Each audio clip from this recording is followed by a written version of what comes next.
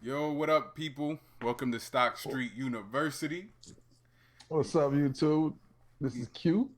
This is Jay Wise, and we're gonna be giving y'all a quick market update. So today, the jobless claims was released today, which is up 51,000 up to 419,000 in July 17th, so the week of July 17th. So the survey of 350,000. You also see that through July 10th, week continuing claims to 3.2 million. So, yeah, man, Mm-hmm. it's real interesting. So, what's your thoughts on it, Q? So I got several different perspectives.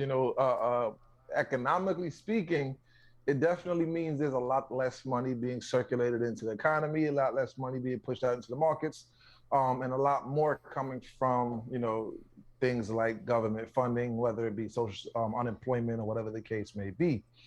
Now we're looking at the less people in the workforce, the less companies are able to provide for their consumer base, the less consumers will be, less productions and manufacturers will be able to generate unless they're operating off of automation. Right. Now you're looking at a decrease in productivity, operations, and things like that in the work sectors, which is going to lead to a reduction in consumer spending, Right. which reduces revenue streams, which means the market may not like that very well. Mm-hmm. Um, so at this point, we just got to really take a look at the companies and how they tend to perform in situations like this. Their abilities to pivot. A lot of companies have been going digital for the ones that have the capacity to do so, to be able to do things online or find a way to streamline sources to help offset that uh, uh, the lower the worker counts or employee count. Which, if you are a company that is able to pivot and save on employee compensation, then it does help balance the revenue stream. So the perspective it varies, but seeing the jobless claims go down, go up like that, as it does have an inverse reaction on the markets. So when the claims go up, markets tend to go down. So for complaining about it, right? Yeah. Long Well, I term didn't see that strategies, happen today. Not too much of that right? happened today. I see that the market was pretty much up for today. Mm-hmm. But I completely agree with you, right? It's like we're now entering in this little loop to where we are Mm-hmm. seeing companies are desperate for workers, but Mm-hmm. workers are demanding higher wages. Mm-hmm. So, in order for companies to pay those higher wages, right, they're going to have to pass off that higher cost ratio to the Mm-hmm. consumers. So then the Right. consumers are paying more. So with the consumers paying more, they're gonna want higher wages, and then the company. You see what I'm saying? So we're gonna be caught It's a up loop, in this loop. Yeah. Um. and that equates to what we would refer to as that inflation, right? Right. Right. Because now we're going to see the cost of goods start to rise Mm. because worker compensation is rising.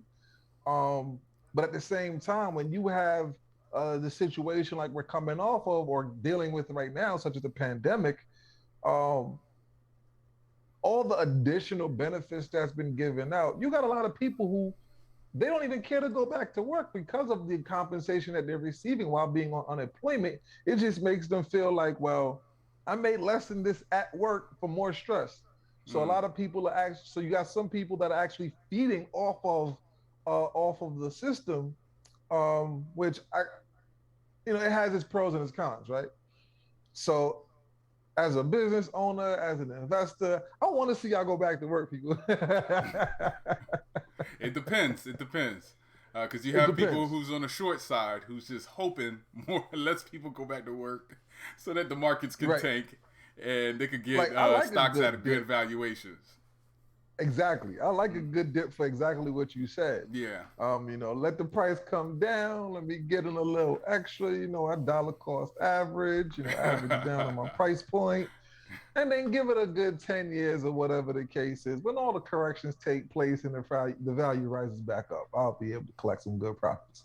Right. Right. So what's crazy is that a lot of the analysts were hoping or expecting the market or the jobless claims report to be much lower, and for it to had come out to 419,000. I think last week was 350,000, if I'm not mistaken, somewhere around that range, right? Something like that, right? So with it at the 400,000 range, is it cause for concern for investors?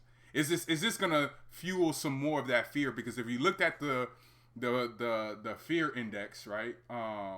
We were pretty in the red, right? There was a lot of indications in regards to more investors holding on to more cash. You had people kind of leaving or getting out of the growth stocks and into cyclical stocks. Probably more safe zones. What's your thoughts on that? Well, you know me, I'm a value guy, so I love cyclical. I'm considering the fact that people need most of the things that's out there. So they tend to trend accordingly. But at the same token, we know as investors, right? When things go as expected, whether good or bad, we know how to play it accordingly. But when things go opposite of expectations, that's when you do see things like what you're talking about with that fear index rising. You got the Delta variant, unemployment rates climbing, revenue, although companies are still doing good on revenue for prior quarters, it makes us a little more skeptical as to what we can see in the upcoming quarters and the upcoming earnings. Now, we do got some great companies coming up with earnings reports for those prior quarters, so we'll be able to get an understanding with that guidance as to how they plan to hedge out or pivot with all of that transition going on. As far as the fear goes, though, I think it's one of those things where, we talk about it all the time, right? Having a plan, having a strategy, having an understanding, and if you have a strategy or a plan for, if things go as expected or if things do not go as expected, that helps to alleviate some of the fear. Right. They say, hope for the best, prepare for the worst. Right. So although myself, Marley, we talk about the jobless claims and, especially Marley, we expect these things to go up at this current point in time.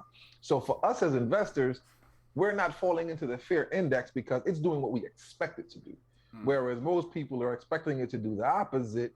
So it all really depends on your strategy, your comprehension, and how involved or how open you are to actually paying attention to what's going on, as opposed to just looking at the numbers, because sometimes it's deeper than the numbers. Do you think that a lot of the employees, these companies are not employees, but employers? Am I saying that right? It sounded weird. Employers or employer. The employers? Employer. Yeah. So a lot of these companies, do you think that they're not evolving to the current conditions that workers are looking for? You know what I'm saying? Are there companies that still sticking to the old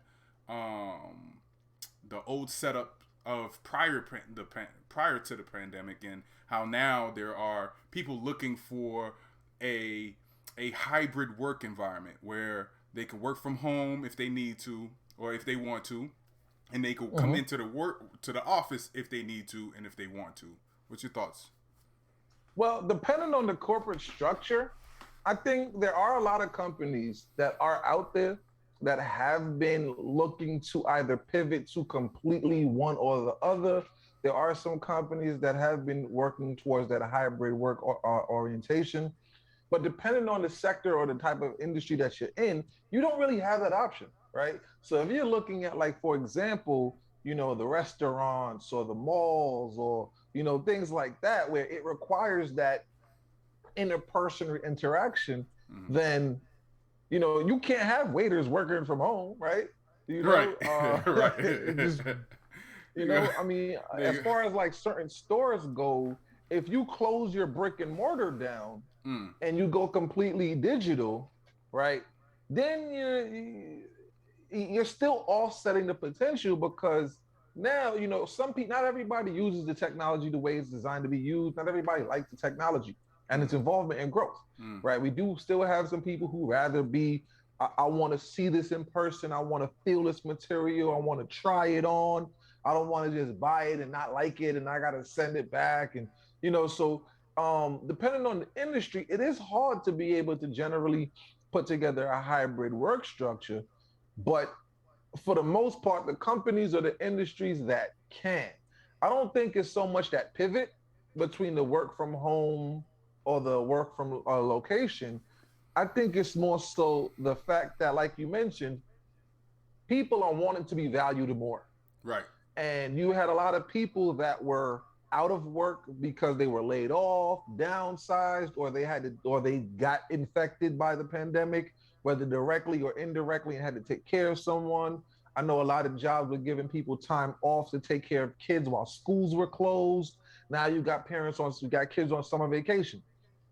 With the whole work from home, schools being taught from home, you had a lot of different, you had a quick transition and a lot of things transition at the same time, which caused a lot of people to be off from work, which put a lot of stress on the people who were working.